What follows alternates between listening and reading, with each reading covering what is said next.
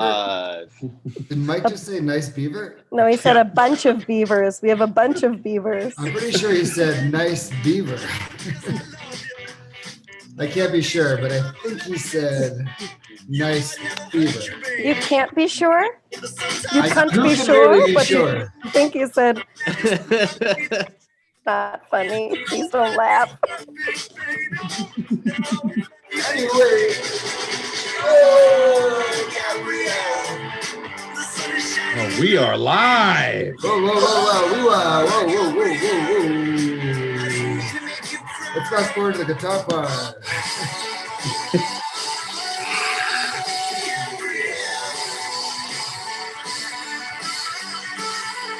All right. I know how to play guitar.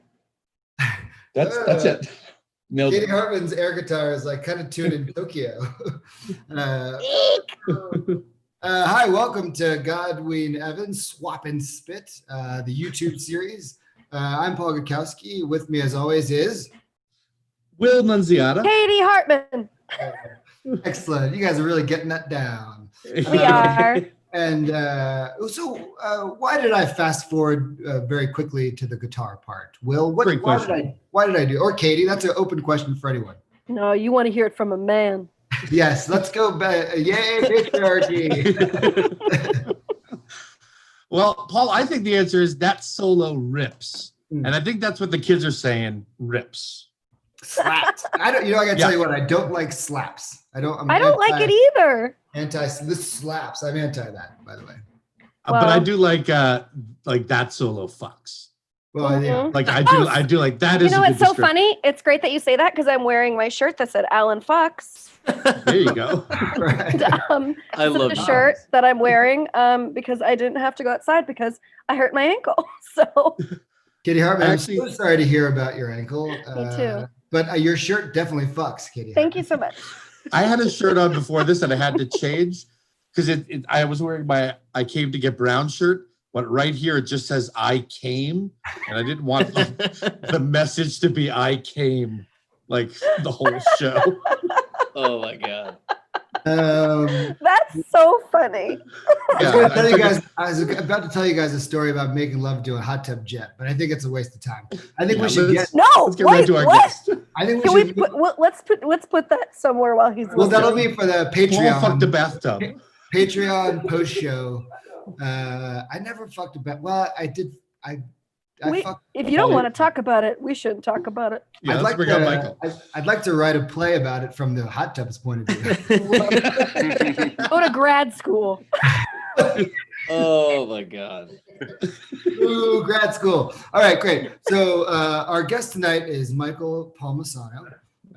Michael is, I hope I said that correctly. Yep. Great. There, you heard him. There he is.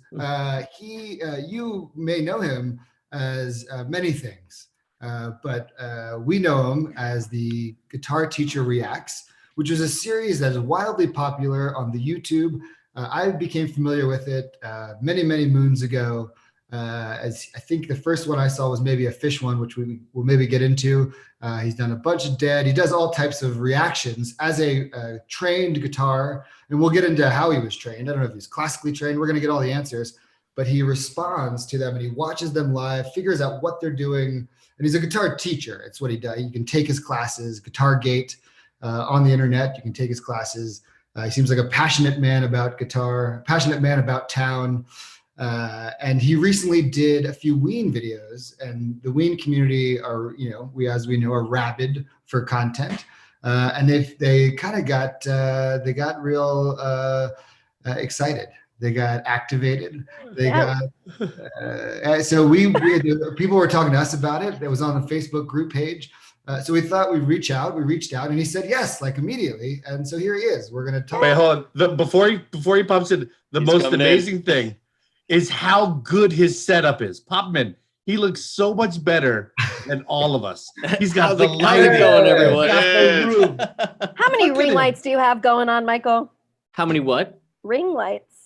Oh, 0 ring lights. These are like big, just fluorescent. I don't even know what the hell they are. All I know is, they work great. They're white, Those very lights- white lights. Those lights fuck. Big It time. makes Yeah, it those makes lights fuck. it makes the forehead shiny. Oh, you got to put a little powder. You got to dabby dabs. I will say your hardwood floor, I bet it's not dusty. Is it dusty? Oh, it's extremely dusty. You kidding me? Oh, it is? Oh, Oh, good. That um, makes me feel better. Oh about no, myself. we're hanging on by a thread here. You Oh, know, boy. you know, we've been taking on water for a while, but the ship hasn't sank. You know, Okay. it looks a lot better than it is. Wow. Yeah, it looks clean. It looks nice. Looks like I could eat off of it. Well, I've very been nice, very nice relegated. to meet you all. I appreciate you having me on. That's quite the intro, quite the setup. I've been pleasantly surprised, like literally blown away by the support of the community for this whole kind of like series, and meeting fans of these bands, and having them basically just embrace me and what I'm doing has just totally blown my mind. So it was when you emailed me, I was just like, of course, great, let's do it. Awesome. Yeah, great. Let's go back to the beginning. How did you get this idea? Like, is this something you were just doing, like, for seemingly like maybe a few people would watch it, or like how did this thing start and then kind of snowball? All right, so it's a long story, but you know, I've been teaching online since 2013. Before that, you know, I taught tons of students, was a band coach here in Baltimore, and basically had just scaled out, right? And so around 2012, 2013 or so, I saw the writing on the wall and figured, you know, I'm gonna commit to the internet. So for the past 7 years, I've been teaching online, at making courses, et cetera, but I've never had any luck on YouTube. Never popped, you know, never had anything pop because YouTube's incredibly difficult. And around mid 2019, about a year ago now, I was like completely burnt out on making YouTube videos, and you know, was really just burnt out in general on learning stuff. You know, hadn't felt like I hadn't improved both musically and professionally in a while, and I put the guitar down for months.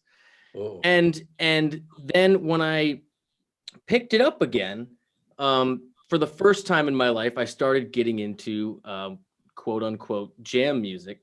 And it just kind of was one of those things that hit me. And I said, okay, instead of doing what I typically do before, what all guitar teachers on the internet do is, okay, I'm going to learn this song that I like. I'm going to get it down perfectly. And then I'm going to show it in its complete and accurate form. I was like, no, forget that. I'm just going to put the camera on, and I'm going to just do what I always did when show the process. Yeah, when students would come into the room, they'd come in and they'd be like, hey, I want to learn whatever. And I say, Jesus, I've never heard this before. So you play it, you learn it, you teach it, you talk about it, just all broad strokes in that 30-minute period, and next. And so I said, all right, I'm learning this new kind of genre. I'm feeling pumped for the first time in a long time about finding some new music that I wasn't aware of. And I just started making these videos, but I didn't know what the hell to title them. And so I was looking around, because it certainly wasn't a lesson, because I don't get everything right, you know? Right. And I was looking around the internet, and I was like, well, there's this whole like React genre on YouTube. And there's all of these, you know, vocal coaches that react and other, but what I noticed is that no one plays the instrument. No one sings the song. They just like talk about the music. Yeah.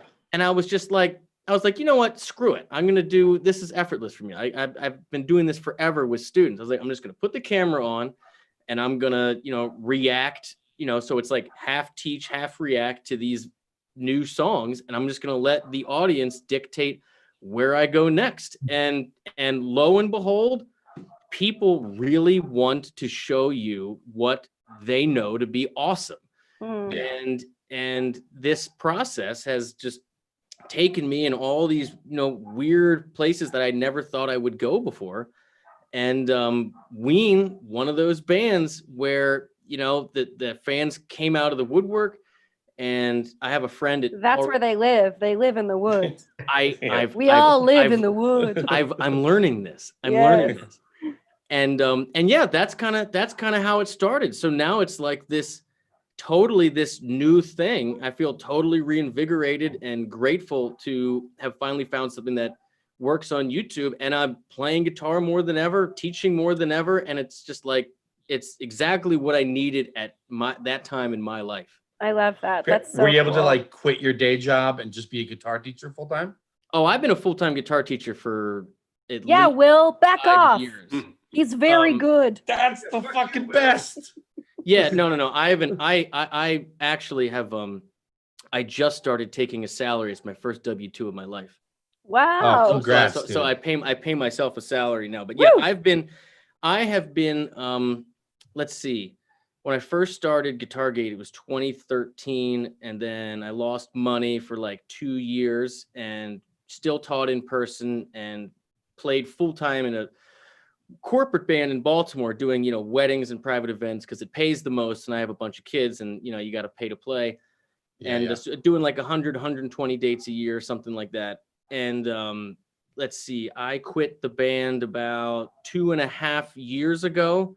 Wow. And so yeah, the online teaching has been my number one source of income for at least 5 years, but it's been my primary, like I haven't been in a working band or taught a private student in at least 2.5 years now. Wait, so how many kids do you have? I have 4 boys. 4 boys. man. Okay, so Good for you. Evan, who is usually here, has 2 boys. Yeah. And they happened within like a year and a half. Like it was quite quick. Evan's had sex twice since he got married. And both times, and both ones were very potent shots. Yeah. Literally the first time they had sex after the first one was born, I think that is true. Second time. Yeah. It was Second time It they was had the sex. second time. Yeah. I Okay. love that you just hate on your friend. It's amazing. No, Yeah. he's the best. Well, he's the best. he- He's fucking He loves stupid. everything that we love except Except Ween. So we Ween. had to bring him onto Yeah. the ship. Do you happen to know Dan Smith? No. Okay. Oh well. I'm taking a shot in the dark. Dan Smith will teach you guitar. He's like this viral New York City guitar But viral teacher before viral. He put in like the posters 90s everywhere. In the 90s. Yeah. No. But also like when I moved in the mid and aughts, today, yeah. like it's like the same poster on like every single storefront. Yeah, He would Dan teach you Smith will guitar teach you in guitar. 1993, and he'll still teach you guitar right now. Yeah, He used to post like the like, you know, just a printed out letter size with like the, you know, perforated. Can't see it you well. can take it. Yeah. Well, if you can't. Sorry, guys. Michael, I should've one of just the put it on my things backpack. that I loved, because I did not know about your channel until you did Transdermal Celebration. Somebody Mhm. posted in our God Ween Evan Facebook group. And one of my favorite things about watching you do it was appreciating it from Oh, a the musical joy. standpoint. And which is a thing that we've been trying to get Evan to do. Although I will say Transdermal Celebration is actually one of his favorite songs. Yeah. Like that's when he can actually appreciate. So what's funny about that one, that was the first one I did. Right. And so my friend that so if you guys don't know, like the maker of this guitar and a bunch of the others in the back is Paul Reed Smith Guitars. They're the world's 3rd largest electric guitar maker behind Gibson and Fender, and they're based here in Maryland. And so when I was my videos were making their rounds, my friend that works there that does all their audio and video stuff, he's like, dude, do you know Ween? And I was like, I like that he whispered it like it was naughty. Yeah. well, like well, it's no, dirty. what he did, he actually did it via Facebook Messenger, and he was like, so do you know of Ween? I said, I've heard of Ween, but I can't name a song. I can't think. I mean, I've definitely never seen them, so I'm gonna go with no. And he goes, okay, will you do a Ween song? I said, yeah, sure, dude. I mean, what do you want me to do? And he goes, okay, give me a few days. And I'm like, Yeah. what are we talking about a few days? And so he polled, I don't know what group he's in or what audience, but apparently he polled a lot of his Ween friends and a couple groups online. And he came back to me with this multi-paragraph thing. And he's like, okay, this has been a very difficult task finding the first song for you to do. He goes in depth about, how they can switch genres, like one album could be 10 tracks and it's 10 different genres. And he really doesn't want to screw this up. And he said that the overwhelming consensus was to start with that tune. So I'm assuming that's one of their more accessible tunes. I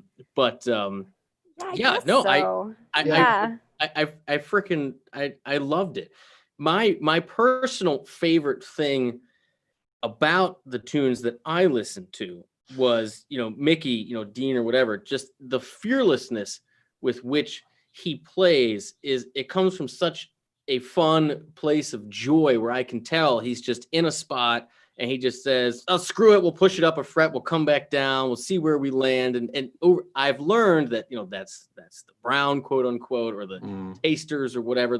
There's terminology for all this. It's a religion. Yeah, you're doing great. You're doing great. You're doing great. Yeah. And that's just something that, from my background is, not normal. You know what I mean? What was your training in music? Were you did you music? Yeah. Theory, So classical? You clearly know a great deal about, when as someone who doesn't know much about guitar, but who loves guitar, I don't know what's happening. I never know what's happening. Yeah. It's funny.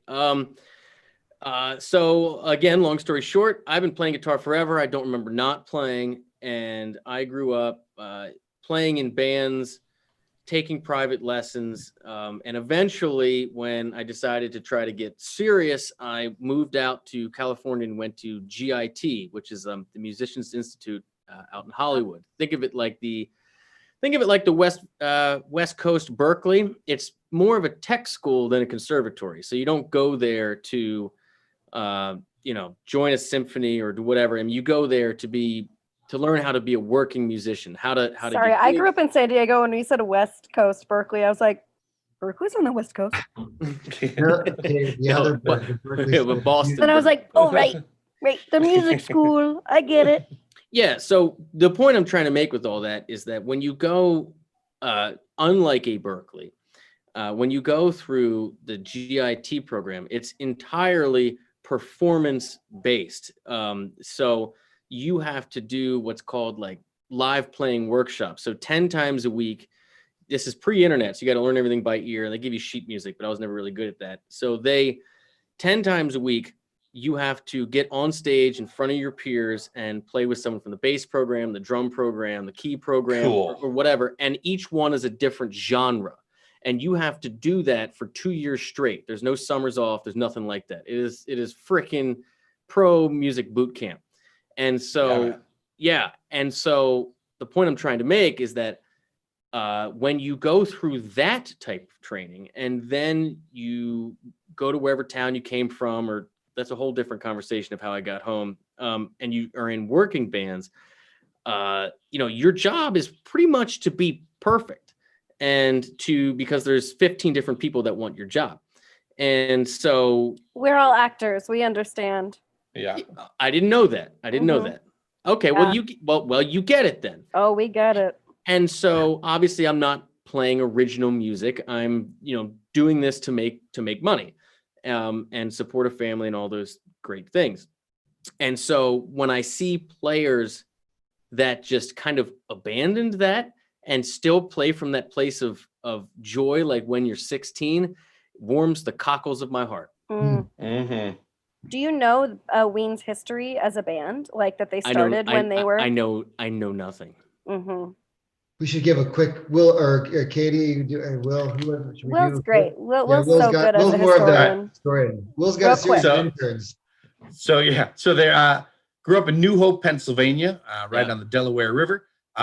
They were met as 13-year-olds and didn't really play any music. One guy really liked new wave, the other one really liked punk rock, and then they met and they started playing music together. At the beginning, it was super punk, super loud, super messy, and then they just grew up and got better and better and better. First 3 albums, all really dirty, like really lo-fi, really Mhm. like brown, grungy. And then they got a big contract Elektra deal and started touring as a band instead of a two-piece. Mhm. And just like the chops just got better and better and better. Yeah. And now we're 25 years later, 30 years later, right? The first record was 1990. Wow. So and they have had their trials and tribulations. They broke up for a few years, but they're back and they're touring, and it is a joy to see. It was like, for me, my favorite band as like a teenager, the band that like opened my eyes. And I'm 40 now, and I still get to see them live, and it's a real treat to kind of Will, you're 40? with them. I'm 40 years old. I think I forgot that. On Sunday, what'd you say? No, I said your name, Katie. I am Oh. 40. I feel every it. every Sunday, every day when Will goes to church, he turns Sorry. 40. My volume was really low for some reason. I don't know what I'm doing. Will, I have bad Wi-Fi one of our most favoritist listeners to the podcast, Daniel, another Italian American, was wondering if you could tell the story about the Diener stealing Santana's guitar for Transdermal. Yeah, so I actually know. Oh, do you know that. that? Okay, He great. knows that, yeah. Great. Yeah, and again, so Carlos Santana played a Paul Reed Smith, and so Oh. so my buddy Andrew that turned me on to the band gave me that whole backstory. He was like, "There's a really, really cool story about it, how they stole it, and they, did like this one take, and then they freaked out and put the guitar back, whatever." But that's what ended up on the record, if I'm not mistaken. Yep. Which is just craziness. Yeah, it's what a Nice. wonderful story. And I like that they had to release it like after, what's it called when you can't get arrested for it anymore? Statute of limitations. After the Statute, statute of yes. limitations. Yes. Well, I think it goes back Yeah. to we hope that today one of the things watching your videos, and this is true of watching, you react to lots of different music. As Katie said, like the joy and seeing the exploration by the artist in the moment. And so we really hope that we're going to play some songs. Yeah. Really hope that this furthers. Will, I'm sorry I wasn't paying attention when you first started telling the Ween origin story because I got distracted by the chat. But I'm not sure. You know that these guys saw a god. A god came to them. I skipped over that part. Okay, so that's pretty important. So the god came to them. A demon god came to them and told them that they had what they had to do.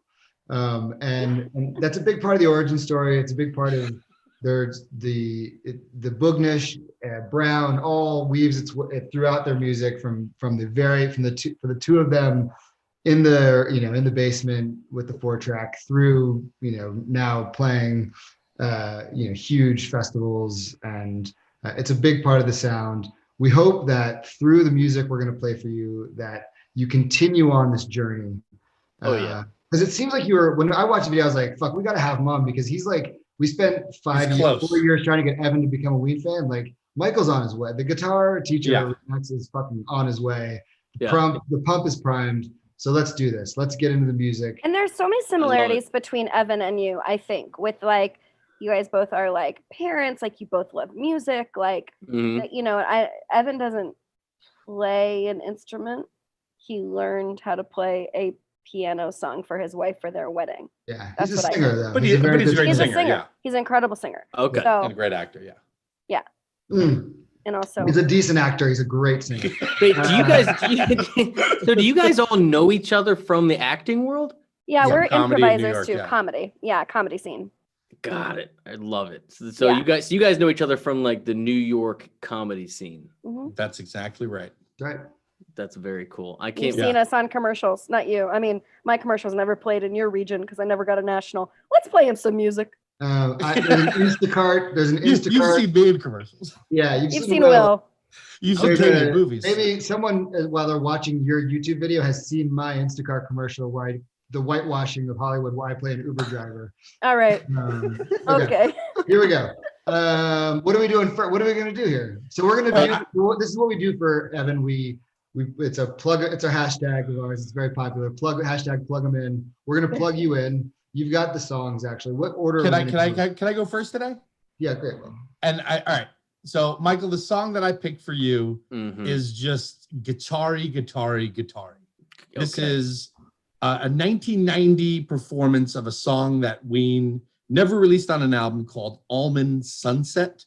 Yeah. And then it was later released on Diener's solo album 25 years later with the title Dickie Betts. And it is just a Allman Brothers wet dream of a song. Okay. So we'll play just a little bit of an intro, and then you have it. We emailed it to you. Wait, we'll plug it in. Dive right in. Let's just have him. Oh, great. Yeah. So we're not going to play it. We're not playing. Yeah, it. I think that's the easiest thing. All right. So also, it's called Almond Sunrise, by the way. All right. So I'm going to turn my mic down and play the track, and you guys are going to do what you do. Yeah. Exactly. And you're going to do what you do.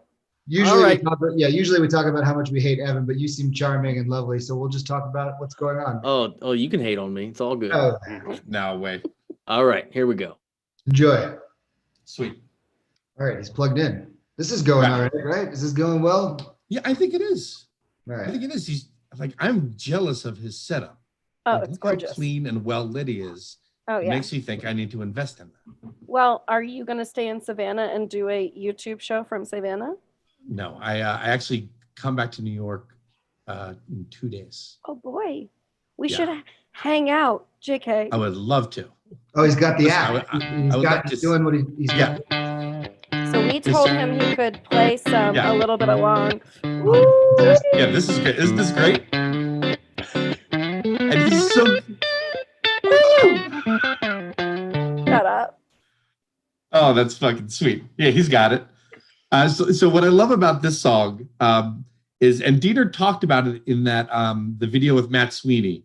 He said when he was 12 years old, he met Dickie Betts, the guitar player for the Allman Brothers. He happened to be in the elevator, and he looked so sickly that he was like gray or green skinned, and it frightened him. Like he was up for 4 days, and his dad knew who he was. And he also said in that Matt Sweeney video that every solo that he has ever played is basically Blue Sky by the Allman Brothers or Maggot Brain by Parliament. Oh my God. Just some combination of those two. So, he made the song Dickie Betts, which is one of my two favorite songs on his first solo. That's so funny that he's like, any song I ever play is just those two songs or combination of the two. Because it's like, I mean, sure, but also not. But it's like makes me think about every really amazing comedian that I know who like you'll be like, God, like you're doing this incredible joke, or you like have this great sketch or whatever stand-up set, and that's so cool.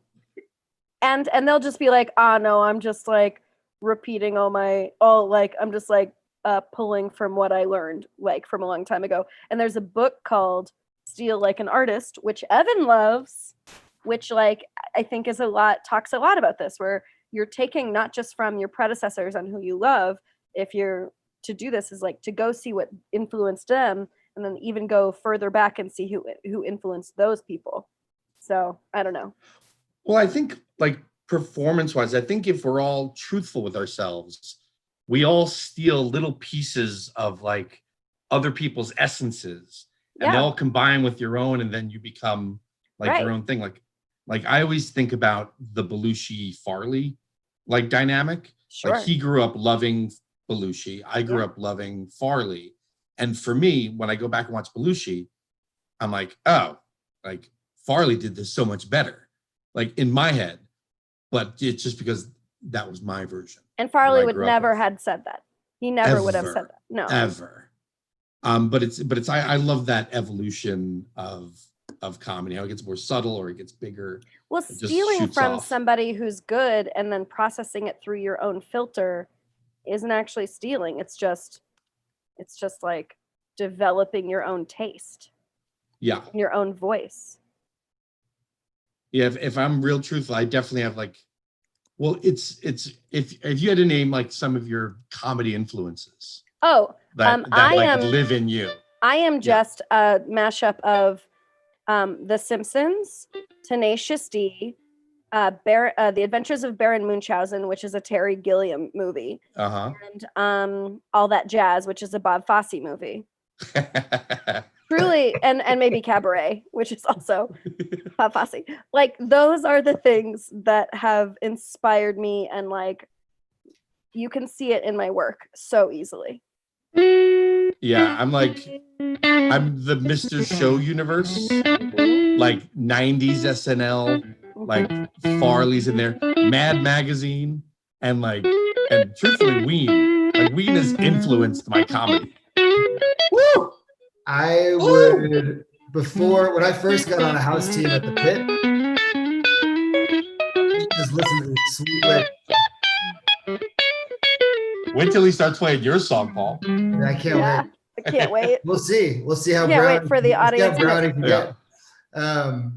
When I would go, when I first started doing shows at the Pit, I would only listen to Ween before shows, like on the subway on my way to shows. But then I just got to the point, Will knows this, that I'm a complete bunko artist. I would just start quoting David Berman on stage and claim it as my own. Well, I was I learned that after a while. All right, I'm back. Hey! Sorry. Yeah, okay, great. Sorry. All right, so again, so this was really just a straight ahead rock and blues. So who's playing keys? Who's doing the piano? What's that person's name? So this was 1990, right? Is that when this performance was? No, I'm sorry. This was from 2000. Okay, so that's Glenn McClellan, who used to play for Blood, Sweat, and Tears back. Who still plays with them? Bitchin'. Okay, and then were the two guitars actually harmonizing live, or was he using a pedal to do that? That was I think because that's Aaron. That's Aaron, who I love. I really enjoy your reactions to. So Jeaner, aka Aaron Freeman, the lead singer. Yeah, and he plays guitar, and almost all of these songs, not fucking. Well, the few of these songs he's playing along. They're playing together. Yeah, see, well, that's what I was asking, because I saw him playing rhythm stuff, but doing that Allman Brothers harmonized twin guitar thing, I didn't realize he played lead like that. What really stood out to me is like that, that was really just straight ahead, ass kicking right there. And that, it wasn't the weird and wild, unpredictable stuff, besides a couple of those, like those walk downs, which were unexpected. That was just straight ahead ass kicking rock and roll. And I didn't know that I don't know how many different keyboard players they've had or what's changed over the years. Yeah, once they went to a 5-piece, when they became like a real touring band, Glenn McClellan, who was in Blood, Sweat, and Tears, joined the band, and he's incredible. I mean, he's like lights out. I mean, he's a total pro. And you'll see him in a little video later. Yeah, I mean that really stood out to me. Like, one, I haven't heard them do harmonized guitar. I didn't realize that they both played lead, and to do that harmonized, it's not improvised. You have to plan it out, and you got to play it straight on the rails, and you got to have it down pat. And that's one of those songs where just everybody in the band is firing at 10. And you just go kick some ass for 10 minutes. I mean, that's like what everybody wants. We got to listen to Frank. We got to listen to Frank right now. Yeah. All right, great. So excellent. Thank you, Michael. Great. Already more, you're already fuck Evan. You know what I mean? Who is Evan? Who's Evan? You got 4 kids and you show up. He's only got 2 and he's working, Okay, great. So we're going to go, so just in the sake of time, and because we're talking about those guitars harmonizing and also in an improvised fashion, I think we should go with Frank. This one's the one that's a little long, but it ends around the 6:22 mark. So you don't have to, it's just kind of dead air after that. The crowd wants them to play it again, and they talk about how they're going to play it again. And then they do. Don't worry about that. But yeah, it's Brown. And this is the only other video that doesn't have video. Yeah. The last 2 have actual video for you to watch. Yeah, we figure they're a band. They're an incredible band on album, but like most great bands, their live show is really where they the butter gets bread. Oh, dude, yeah. Well, so we're taking you in all the directions today. Well, me personally, while I have tremendous respect for people that create these beautiful textured masterpieces in the studio, that's its own skill set. And, my background, what gets me going is a group of people on stage just swinging for the fences. And so that's why I only react basically to live stuff, because there are other people like Rick Beato, who, they can dissect all the studio stuff and talk about all that nonsense. Like, that's just so not my wheelhouse. I basically only listen to live music. What's the best concert? What's the best concert you've ever seen? Best concert I ever saw was Black Sabbath, the reunion tour. Whoa. I saw them in the Nissan Pavilion. It's now called Jiffy Lube Live in Bristow, Virginia. And I saw my very first Fish show was at Nissan Pavilion. Really? Well, yeah, I'm from. I grew up in Nova, so that was one. Okay. Yeah. Well, Nissan sucks, as you know. Yeah, absolutely. Sure does. It is the worst place to get in, and it's even worse to get out. It is just a shitstorm. Anyhow, so when I saw them, again, this was the reunion tour, so maybe 99, 2000, something in there. I actually did a video about this, but it's a really good concert story, so I'll share it with you. I had pit tickets that year, and right before they were about to go on, this huge storm comes in, and they go over the bullhorn, and they're saying this tornado warning. It's a tornado warning, and they turn all the house lights on, and they ask people to start leaving. And we're like, we drove 4 hours to get there from Baltimore. We're not going anywhere, and so fucking Sabbath, dude. Yeah. Right. Exactly. And so the house lights are on, like literally the overhead lights are on, and they're telling people to leave. And a lot of people left, I'd say 30% of the 40% of the people left, and the rain starts, and it comes in so hot and heavy. This is summer concert series. It just pops, and the rain comes in, and you remember, the hill up on top of Nissan. Well, all of that grass and on the side turned into mud and started to slide down into the pavilion. And it was absolutely gross and disgusting and fantastic, because after 45, 50 minutes or something like that, everybody's leaving, the rain's coming in, all of a sudden, all the house lights drop. The fucking siren starts for War Pigs, and Ozzy comes. They all come up out of the ground in the smoke, and the lightning is hitting, and the siren, and he's just screaming, "You motherfuckers ready?" Yes. You know what I mean?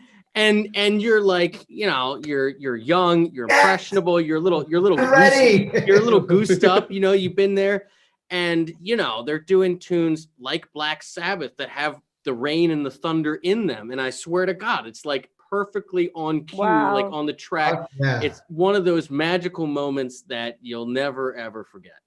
I think this next song is going to be a lot like that experience. Yeah, I agree.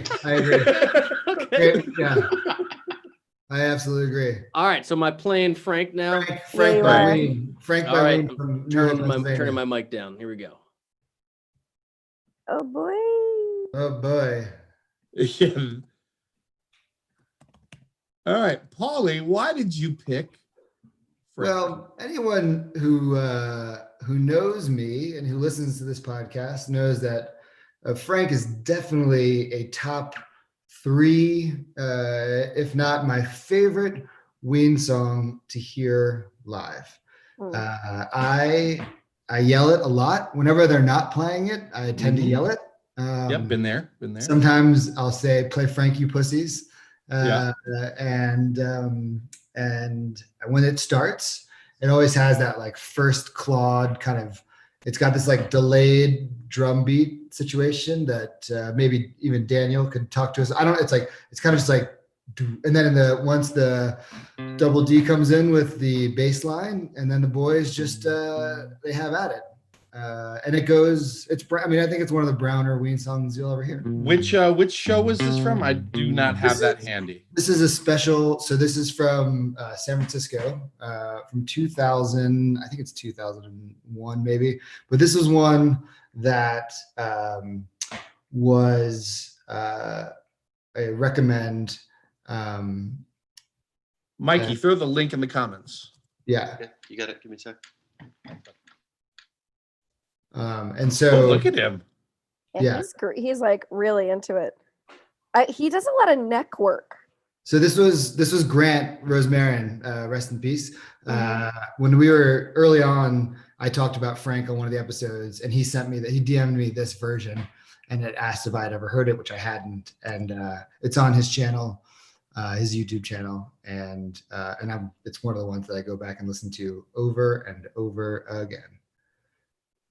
So, I just this put is it one in the go YouTube ahead. comments. I just put it in the YouTube comments. You're the best. This is one I remember like listening to the pod when it came out, and like I was 18, I don't know, 19, 20, and this was not one that I liked on the pod until I saw it. And I think we've definitely had this discussion. Right. But it is a fucking banger. It slap fucks, if that is a possible thing. Yeah, It fuck slaps. If you want to make it slap fuck, I'm not going to be mad at you. I mean, Do you guys think that Michael would say the phrase slap fuck, or do you think he would say slap frick? He seems averse. Maybe he's like used to not cursing on his channel. Yeah, I think so. He did say fuck recently, though. I also think I think Baltimore, like frick is a mid-Atlantic term. Oh, okay. Yeah. I've always found frick to be kind of a mid-Atlantic term. Oh my God. Maybe we'll ask. I mean, we should just bait him into frick. I mean, frickin', you're gonna get an A's game. It's gonna be frickin' awesome. We're gonna get an A's game. We're gonna get out of Dundalk after we go see an A's game. Pick some crabs. Warder. You guys total warrior. Frank I think Frank is right up there with like Final Alarm, licking the palm. Look at the smile. He's in it. He is so deep in it. So in the world of Frank. At some point, we have to ask him about the fish thing. Like fish fans. He's moving like a Mortal Kombat character who's about to get knocked out. Yes, Katie Arvin. I don't even really know. So know. excited. Yeah. I love it. Yeah. This is like, for reals, I'm just like, if Evan could be like 1/16 as enthused. Oh my God, right? They're like a similar type of white. I know. Yeah. That's why I was so excited. Yeah. They're like the same white energy, I find. I think we really leveled up Evan. Yeah. Like no. we totally leveled up Evan. Like this dude gets it. He's gonna tell us like chord names that we don't like. He's gonna bring things to the conversation that we don't know. First of all, Evan would never go to a Black Sabbath show, but the moment they said "please leave," Evan would have left. Yeah, goodbye. No problem. Looks dangerous out here. Gotta go. No, my Skechers are getting muddy. Mom, can you pick me up? They said a tornado's coming. I don't think this Fossil watch is waterproof. Oh, it's gonna ruin my suede. But I'd love to eat a bat tonight, though. I like the idea that he like doesn't want to get messy, but he does want to eat the head off of a bat. Yeah, we'll share a bat with Ozzy. He only goes to Black Sabbath shows to eat bat. Like he's like just a fucking weirdo. Swear who's like Jerome Zirkle Loomis on the comments said that Sabbath story reminded me of seeing Ween at Red Rocks, not knowing if the show had actually happened in the middle of that storm. Then boom, fucking rainbow and the best show of that. Yeah. Oh wow. I was fortunate enough to. A lot of people were like they stopped letting people in because they were just like it's not. They paused the show. It's like it can't happen again. Tornado warning. We were inside already, which was nice. I've told that story though. That's where I had it. What the fuck is that? All right, so I love songs that are just like one vamp, like a groove. It's like whatever that bass thing was. It's, you know what it's kind of like? It's like it's like a really disturbed version of Band of Gypsies. You know, it's like it's that one key groove. There's no changes, and then the guitars are just searing on top. Like there's that one part where he's just bending up, and you can tell he's just facing the amplifier and letting the volume of the amplifier shake the strings or start reverberate, and so that's how you get that endless sustain on stage. It's by using tremendous volume and pointing the guitar at your amp. And I could tell he's just holding it and just making the crowd just take it. And that's such a Hendrix thing to do. Like when you listen to Machine Gun, you know, when he first lifts off into that solo, Hendrix just grabs the note and just lets it sear, lets the amp make it feed back, and then once he brings it down, he just throws it back up there again and just make you take it. And it's like you're just in the stratosphere. I love that mix between an unstoppable groove holding everything in, and then just stratospheric, you know, I'm playing up in the lithosphere. Like that, I love that mix. No changes, no melody, no lyrics, just a rock solid, you know, one chord groove, and then just searing razor blades on the top of the sky. Can I ask you a question, Michael? Yeah. Have you ever thought about being intimate with another man? No. Why? Maybe we could I was just thinking maybe we could get together with this whole COVID thing. You are really, you're pushing all of Paul's buttons right now. Yeah, you are Paul's favorite person. I got a gurgling in my loins that won't quit over here. Also, I feel like he just spent like 10 hours in a car with his wife today. So you're right. You are right in the right place at the right time. You were saying everything that Paul has ever wanted to hear. And you also described like my favorite part of Ween shows is like when that vibe is happening and the whole crowd is just bouncing and like you're just riding Diener's like feedback wave. Yeah. Like the whole way, and you feel it through your, and it's so fucking loud. Yeah. And like, it's the best. Let's go to the next one because we don't have that much time. And also, Michael, do we have a time limit?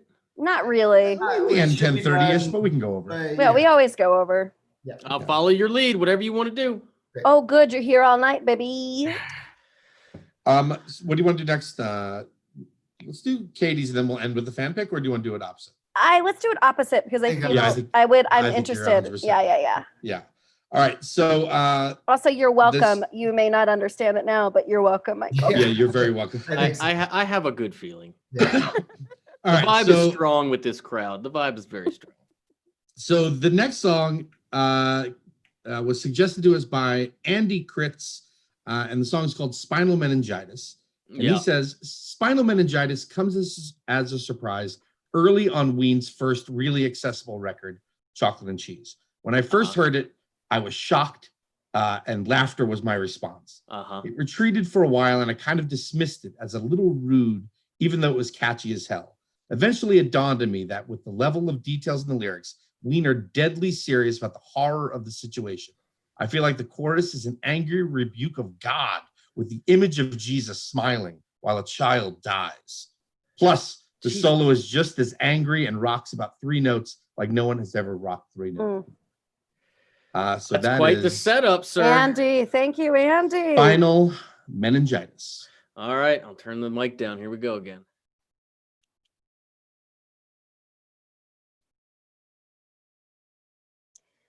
So I'm going to read a passage. No, Polly, why? What is that? Paul! When you Google it. I hate it. All right, I'll change it. Thank you. It's so, I hate it. Although, stop, change it, please. All right. Okay, so thanks. I got the old. I hate it. This is actually the second thing that comes up when you Google image spinal meningitis. What? Hey, what's going on? No, David, stop. What's David Carl talking about? He's just came in here beating his chest. Hey, Ooh, can you turn the camera on that or what? David, do you want the camera on you? what's going on? Beat Hey. that chest. Just in his underwear. Great. Keep Thank on- So the Anyway, lyrics, okay. the lyrics for this song grew Which we out of an went over article. last week. Yeah, but I didn't have my book last week, and I didn't know this story. Mel Chiondo stumbled across this article. I was at home with my wife, who was my girlfriend back then, and we read a thing in the newspaper about this guy who was a retired city doctor, and he opened up a health clinic in the Ozark Mountains or the Blue Ridge Mountains or somewhere. This was like West Virginia, and he was treating these backwoods people that didn't have any access of any kind to health care. And one of his hillbilly patients referred to spinal meningitis as "Smile on Mighty Jesus," and so I came up with the idea from that. Well, So spinal I forgot about that. meningitis I is- definitely read that, but I forgot all about Smile that. on Mighty Jesus. I have the smile on Mighty Jesus. And Elektra, the label, tried to get them to keep this song off the album, or definitely not as the second track on the record. I mean, fair. Because it's disturbing. I like, and I don't remember if I said this last week. It's like because I listened to the version that we sent, and look at his face. Bongo. Wait, are you talking about Michael or Bongo? I'm talking about Michael, Oh. but Bongo, because Bongo is just staring at David. But like, it's so hard for me to listen to the song, but I like to listen to it when it gets to the chorus, because I'm just like, God, this is so good. But then it really, this just like some Ween songs, it fucking tickles in my spinal area where I'm like, I don't like it. It's weird, like that and the fucked jam. I'm just like, I can't. I'm going to say this to Mike when he gets, but I have when I was young and I heard this song, it like made me uncomfortable with the kid voice. Yeah. But now that I have a kid and hearing this song, it's like another level of awkward pain and it's like so sad and heartbreaking. Can I share a family secret that how many? Only 25 people will hear now? Yes, That my Okay. parents fell in love doing a spinal tap of a child. What? Because they're both pediatric. My dad was in pediatric oncology, so my mom was a pediatric nurse. Wow. And they fell in love. They were both married at the time. Okay, What? how the hell does one write that song? Did he say Yeah. did he say spinal meningitis and then spinal meningina? It was a hillbilly went to a medical clinic and said, "I got the smile on mighty Jesus, spinal meningitis." Oh my god. Oh my god. Yeah. So now that is the weird and wild and wacky that I expected from Ween. I mean, Yeah. the the vocals are indescribable, really. Mm. You know, can you think of another singer that is like him? His vocal range is insane. There was It truly is. during early quarantine when I wasn't showering very often. I'm still in that spot. I would walk around the house and just go, "I'm feeling greasy, mama," over and over. And again. what did But, Stacy say? She was like, "Please just leave, go." Stop calling me mama. Yeah. She's like, "Take a shower, you fucking creep." Is what she said. Michael, so I'm a dad. I have a 4-year-old. Okay. Did you feel like the pain of like a father in like the opening when they're is it gonna hurt mommy? Like, Dude. it hurts me to hear it. Oh man, yeah, the stuff like that just it tears you open immediately. And actually, so I was reading the comments, and the first comment goes, "Song allows flashbacks to age 3 spinal tapping, missed the cerebrospinal fluid 3 times. The hallucinations were unreal. Now I help rehab ill kids in hospice. Thank you, Ween." What the? I mean, unbelievable. Wow. That's crazy. Yeah, I mean, yeah. Any I mean, if you guys have watched any of my videos, anytime the lyrics talk about kids, I mean, it hits you immediately. We didn't know you had 4 kids before we picked this song. It's fine. It's And this was the fan pick too. We had nothing. Yeah, to do. before Andy picked the song. Yeah, Andy, blame Andy. Fuck Andy. Yeah, Andy it was Andy. fucked up. No. No. It's yeah. I mean, I don't. I really, unlike the other ones, the ones we did, I really don't have words to describe, his vocal styling, because I can't compare it to anything really. He can do it all, and he plays different characters. Yeah, like as he sings, which is great. He channels. Yeah. It's like it's just I don't know. For me, as somebody who writes like comedy and stuff too, it's like and performs what I write. It's like, oh, this is just you're just following what you think is the most fun. Yeah, and get like even if it's real fucked up. Yeah. I hear you. I totally get it. I get it. Could you ever listen to that song again? Oh, I'm going to listen to that song again and really pay attention to the lyrics. You know what I mean? Because it's hard to tell which songs have serious subject matters and which ones don't. I mean, have you heard the HIV song yet? No. Okay. No. No. It's on the same album. Yeah. Like, can you even believe? Ween walks the line, and it's like, I think everything is like, I don't think that song is serious. I think it is dealing with a serious matter, and they're just kind of walking a line, seeing how far they can go. Yeah. Like, in no way are they making fun of. Can't you imagine being like a teenager or like in your 20s and like, being high or something and like putting on a stupid voice and be like, Mommy, is it gonna hurt? And just like making your friends laugh. Do you know what I mean? And like doing that enough where you're just like, we should put that on an album. This is the single, baby. This is the single. I mean, there is, and also we discussed this last week because we went over this album, Chocolate and Cheese, last week with our guest. And they're in the 90s, not to excuse it, but there just was a different it was a different time. Yeah. Fair enough. This was the cover of that record. It's a fantastic. Now I have seen that picture. Of course you have. Yeah. Yes, I have seen that. That is tremendous. Mm-hmm. And so the last song is going to come from a different. Can you show them the album of the Mollusk? That I cannot, because I do not have it loaded, Katie, and I'm sorry about that. Wow, what a disappointment. Yeah, I'm so disappointed. sorry. And I can't do it because I do not, my computer's too old. So I can't have any sort of virtual background. You can do it. But let's go into my pick, which was also like our fans. Yeah, I got friends. hundreds of requests for this one. This is my favorite. Have you heard it yet? Have you heard it? No. Right. So I actually, you would think that when I discover these bands that I like, that I would enter into like a rabbit hole and dive deep into them. I assume you're busy and you have no time. Yeah. Well, that is 100% true. Yeah. But I'm in this weird like react mode right now where like I don't listen to music if the camera's not on. Oh, and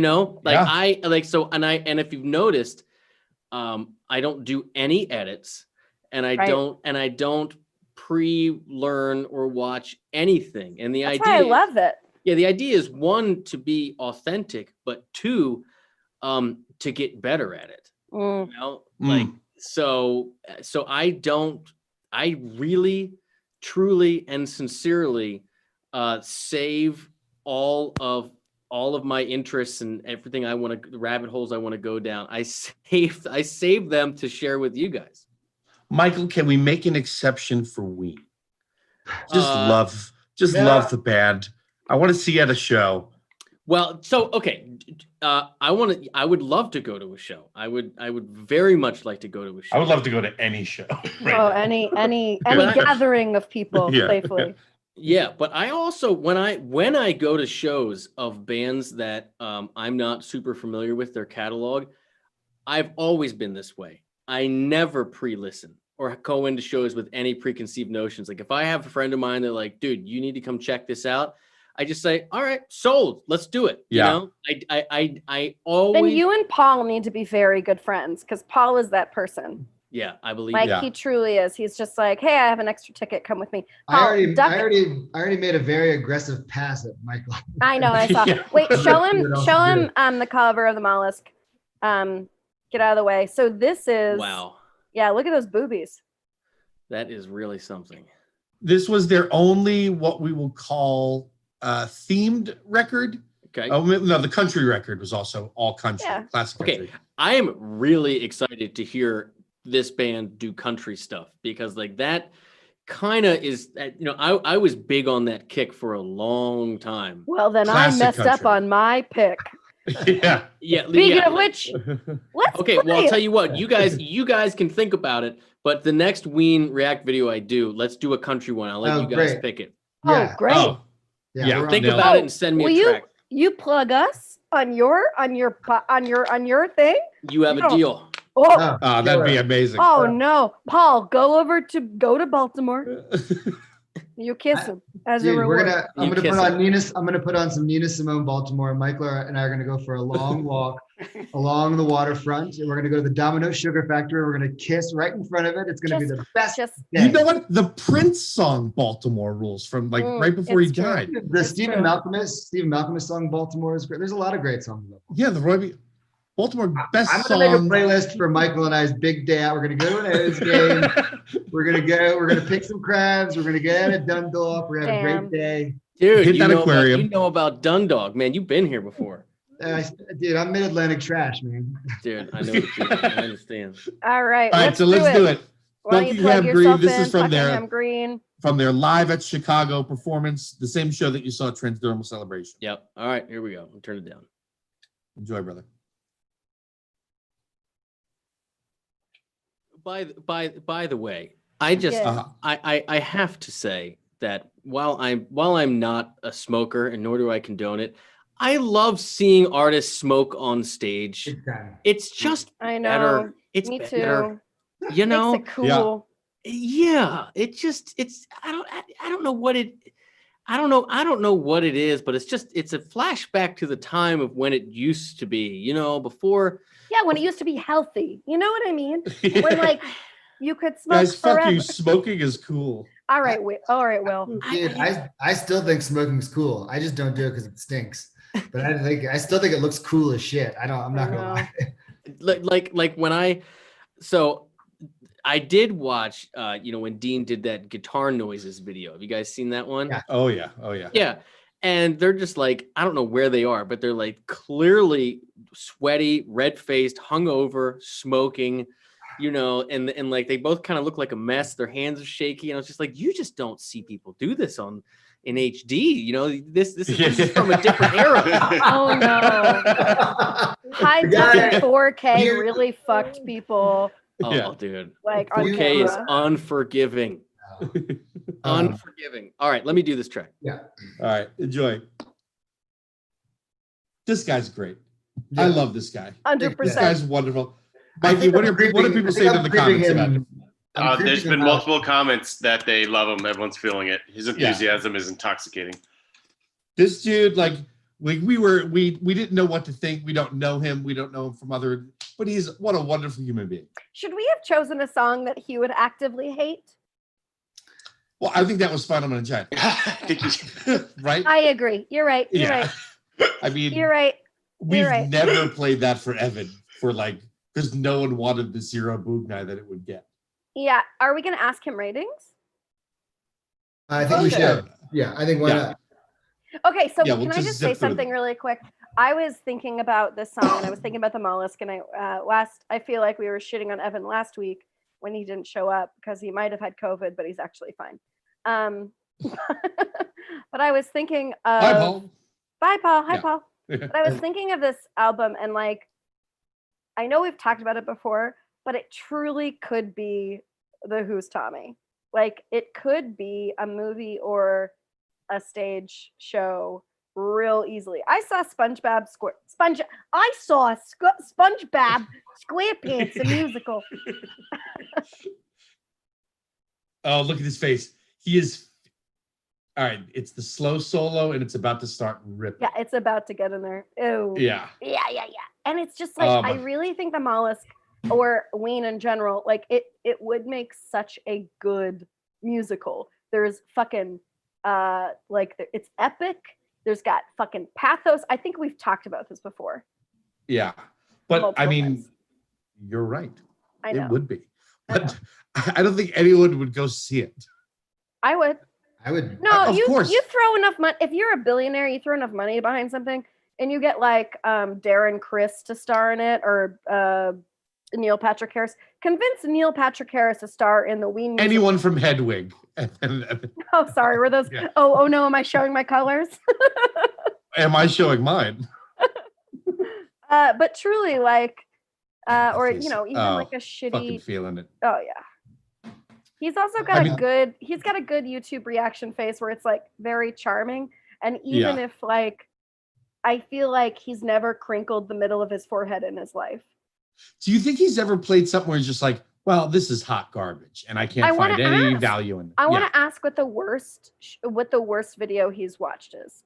Yeah. I think we should maybe, I don't know, I want to be considerate of his time, but I think we should have him on again at some point. Because I think there's more to talk about here. I'd also love to get Evan on and him at the same time, which I was trying to do today, honestly. Be like a fucking episode of Leave It to Beaver.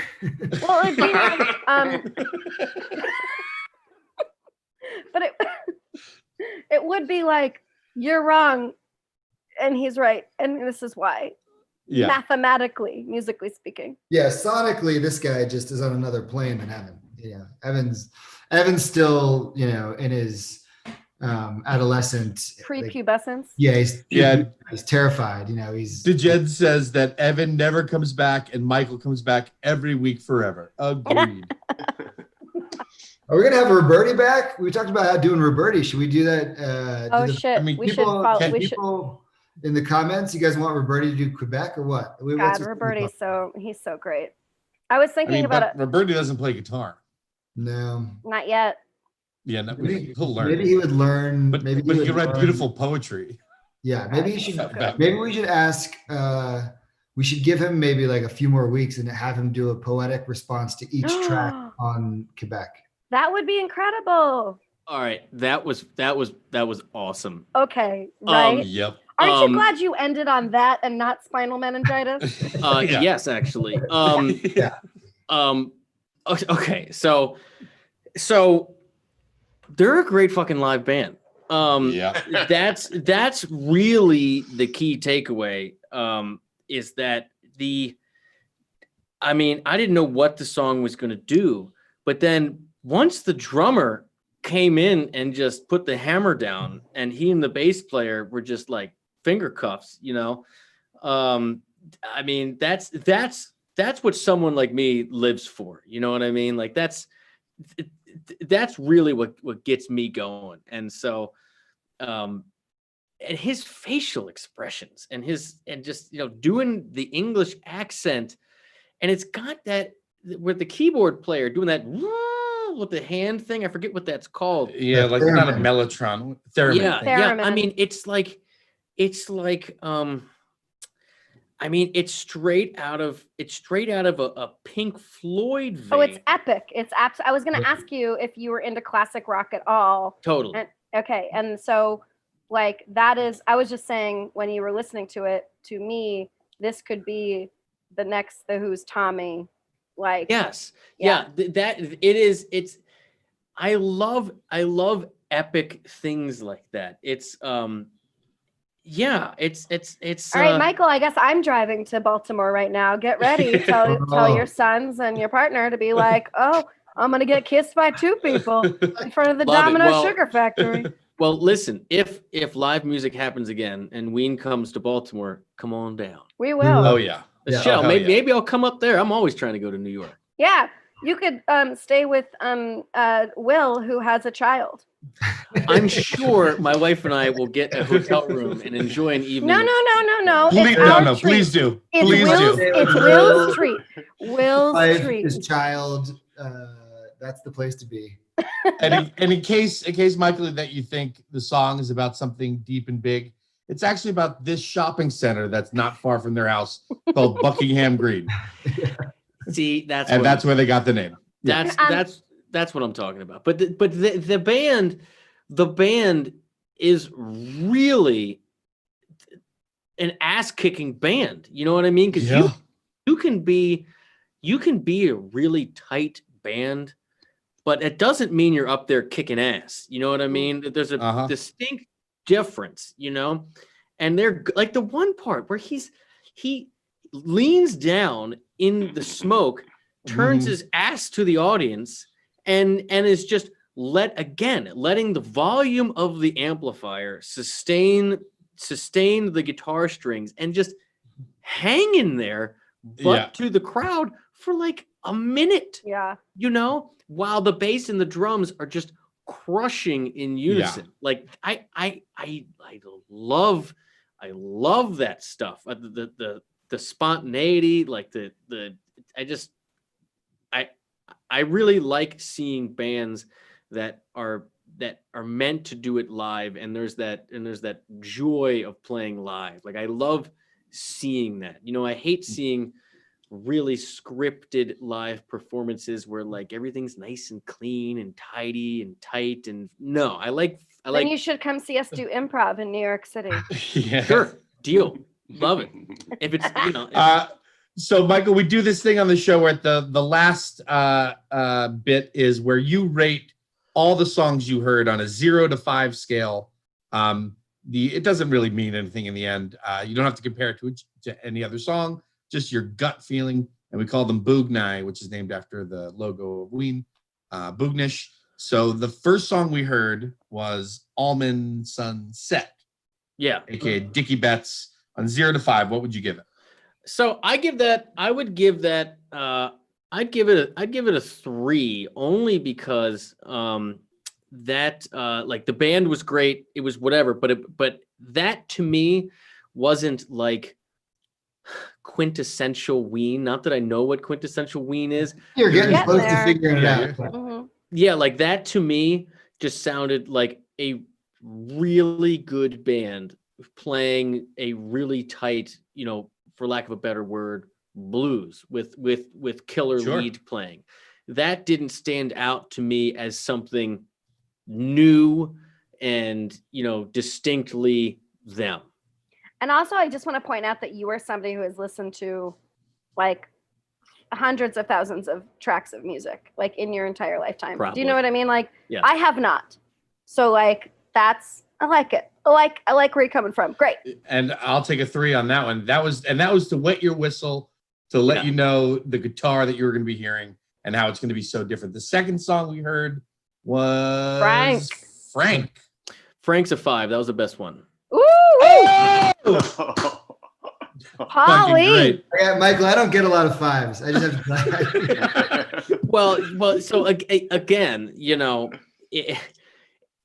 everybody hears and appreciates different things when they, you know, hear the same stuff, you know, and I just really, you know, just from my background and my playing, like we have talked a bunch on here about, you know, how I like fearless guitar playing, and I like bands that just lock in the groove, and then there's like this stratospheric kind of element. That tune, you know, is in my mind kind of like a more modern but dirtier take on what, you know, you'd hear Hendrix do with Band of Gypsies. I know that Eddie Hazel was a big influence of his, and you know, and people call Eddie Hazel, you know, the other Hendrix that people just, you know, didn't know as much about. And that P-Funk, you know, or Eddie Hazel played for P-Funk, obviously, you know, George Clinton and Paul and Funkadelic thing where you got that just grinding bass and drum groove where the song doesn't have any changes. There's no, you know, whatever. And then it's just all the way up in the clouds, you know, guitar playing, letting the amp feed it back. I mean, that's just like those are the best moments on stage. So that's why that one wins. Awesome. I agree. Spinal Meningitis. I'd give that a 4. I mean, I really liked that tune. Weird. Different. You know, I mean, so that and Buckingham Green, I will also give a 4 because that to me, I'm getting the quintessential Ween thing. You know, you're getting vocals, you're getting, you know, all the strange quirkiness which comes from him singing. And I'm listening to it, and it's very rare, whether it's a vocalist, an instrumentalist, to hear something and you're like, wow, that doesn't sound like anything else. You know? Yeah. You know, like it like I'm like, I have no frame of reference for this. This is so unlike any other type of singing that I hear, you know? And so that's why I would say that. Love it. But That wouldn't you is give Buckingham perfect. Green like a 4.5? Sure. For you, yes. Butter gets bread. But And this Give was us some so- plugs, Michael. This was so great. We'll Yeah. start going. Before we get the plugs, I just want to say, what's the worst song you've listened to as a reaction video? The one Frank Zappa tune. I just don't get Zappa. Wait, what was it? It was some. I'd have to go hunt it down, but I've only done 2. I'll look And it up. it was the second one where someone was like, "This is the most incredible guitar solo of all time. It's like a spiritual awakening," and it wasn't that. And I love it. and I feel that way about Zappa as well. I think Oh. it's the licks are good, but I don't find the funny. Oh, I find And, it like, funny. yeah, I mean, it it's doesn't just tickle me. yeah. I mean, Zappa. It's one of those. It's one of those bands. Fish is another one where it seems like screwing with the audience is the point, you know, and doing things that are trying to find things that musically shouldn't go together and making them go together to basically mess with the listener. You know, it takes an incredible amount of musicianship.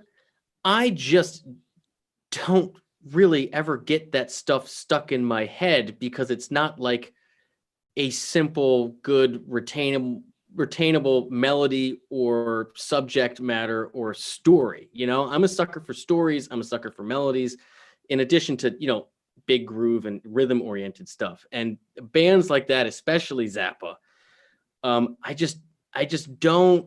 I maybe when I'm older and a little more mature, I don't know, I will get Zappa. It just hasn't happened yet, man. I've never listened to a Zappa tune. I'm very turned it mature, off and then had it stuck in my head. I've never. No? It's Have never you happened. listened to like a whole album or no? No. Okay. Well, okay. You know To what? end- Go ahead. I was going to say, to end on a positive note, what was the biggest, like, most wonderful surprise of a song that you heard through your Guitar Teacher React series, or one of them? Probably the Tyler Childers video. That dude's voice, like, gives me. I mean, I feel like. I mean, it was unbelievable when he's. So I'm a sucker for stories. Like I said, stories, melodies. You know, real uniqueness, but What things video that you was just it? can't get out. You can do the first one, that Nose on the Grindstone, where basically Yeah, we'll he's throw that in the comments. he's just him and an acoustic guitar, and he's just you know, telling the story about, you know, a father and the son, and you know, work in a coal mine, and they get, you know, hooked on pills, and it's the whole thing, keep your nose on the grindstone and out of the pills. And it's just it's stuff like that you know, as much as I am, you know, a teacher, and you know, I get so nerdy and into the weeds, at the end of the day, 3 chords and the truth is really what gets me going. Ooh, Yeah. love it. All right, Michael, now thank you. to give all Thank your you, plugs guys. now. Where can the people watching find everything you've ever done? including your children. What's your social security number? Yeah, well, don't look for me. I don't want to be found. I'm actually deleting everything tomorrow. When you said 4 boys, did you just mean the guitars behind you? No, they're 9, 6, 3, and 4 months. We actually had a baby during this. Congrats. Congrats. And also, I'm Thanks. sorry for your wife. Wow. Oh yeah, she's a saint. It's trooper. Oh, you have no idea. It's unbelievable. And then obviously, I work in the house, and since I do audio video, Oh my God. you has to be quiet. And so when you have 4 children, especially infant, there is no quiet. And when you're quarantined and they can't go to school, you can only film when they're gone or asleep. And if they can't go anywhere, basically you got to do it when they're asleep or whatever. And so it's been quite the challenge to create during all of this and then still be helpful and all the other things. I basically don't get to any messages. I one take a video about a day, upload it without edits, and all my inboxes are a dumpster fire. Like it is by blind luck that yours got through. Oh, that's awesome. We're so pleased. We're so pleased. Thank you. Oh no, it's my pleasure. But no, so you can just guitargate.com is where all my courses are, and you can just search my name or Guitargate anywhere, and it'll pop up. And I'm dead serious. Find a country track for me, and I'll do it for you guys. I will with pleasure. We'll do it ASAP. I think I always feel like we did a country record episode, and I think we kind of butchered it. I think we I know I changed my pick last minute. Will did too. We'll do one of the Shit Creek Boys shows because he likes the live videos too. Yeah, we got. We'll give me a live. Give me a live video. Yeah. And we'd love to have you back. At some point, we'd love to have you back on if you're interested. Oh, dude, anytime. You guys, you guys are great. It's easy. It's fun. I can tell you guys are real people. So anytime, my pleasure. Oh, good. He doesn't know we're robots yet. Katie's a cyborg, and I might be a cyborg too. Well, you know how refreshing it is to talk to people with a goddamn sense of humor. Yeah. Everybody's so fucking serious right now, and everything is an issue. And people will let anything ruin their day and derail them, and it's so refreshing to talk to a group of people who are just having fun and their sense of humor is right out front and apparent. And so, no, I like you guys anytime. Well, this is where I come to have fun with my friends. We can't be on stage, so we're here. Yeah, it's nice. This has been wonderful. It's also maybe a good time to remind.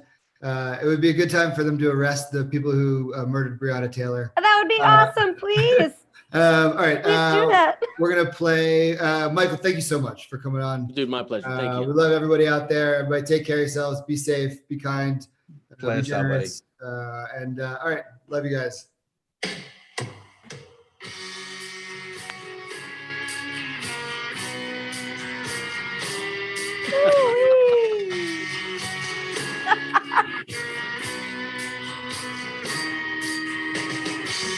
You guys are hilarious.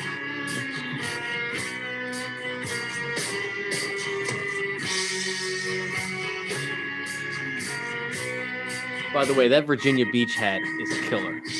Yeah.